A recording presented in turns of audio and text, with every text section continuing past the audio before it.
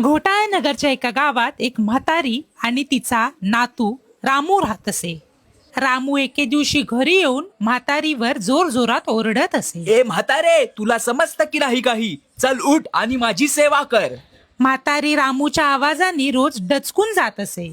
अगं म्हातारे, नुसती बसून असतेस, चल माझी सेवा कर, घरातली कामं कर. म्हातारी बोलत असे, नाही नाही, मी बसून नसते, मी तर काम करत असते. त्यावर रामू बोले, गप म्हातारे. आणि असं बोलून रामू तिथून निघून जात असे. म्हातारीला काही सुचेच ना. म्हातारी अगं बाई बोलून शांत बसत असे. थोड्याच वेळात रामू हातपाय धुवून येतो आणि बघतो तर काय, म्हातारी फोन मध्ये गुंग असे.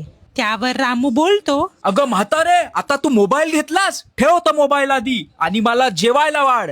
म्हातारीला काही सुचेच ना. आता काय करू, पकडली गेली. नाही नाही, मी मोबाईल नव्हती वापरत, मी तर अशीच बसलेली वाट बघत होती, आता आणते जेवायला. रामू सुद्धा रागाने चलबिचल होऊन तिथून निघून जातो. आता रामू जेवायची वाट बघत असे. तितक्यात म्हातारी चविष्ट जेवणाचे पंचपक्वान बनून त्याला जेवण घेऊन येत असे. हे धर रामू बाळा, तुझं जेवण. रामू जेवणाच्या पदार्थांनी भरलेलं ताट बघून खुश झालेला असे व फटाफट सगळं जेवण संपवत असे. रामूला पंचपक्वान खूप आवडलेला असे, परंतु रामू ठरवतो, अगं ए म्हातारे, हे काय जेवण बनवलंयस? तूच का हे? काय बनवलंयस? तुला येतं की नाही काही? म्हातारी चकित झालेली असे. अरे, ह्यानी तर सगळं चाटून पुसून खाल्लं, मग आता बोलतोय का?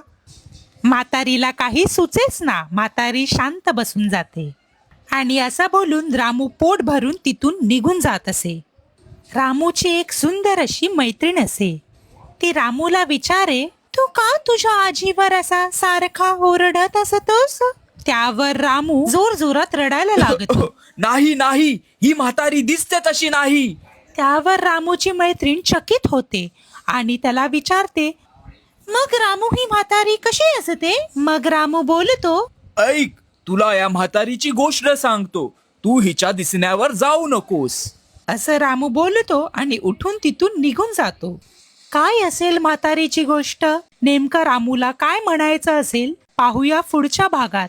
त्यासाठी नक्की वाट बघा. चला बाय.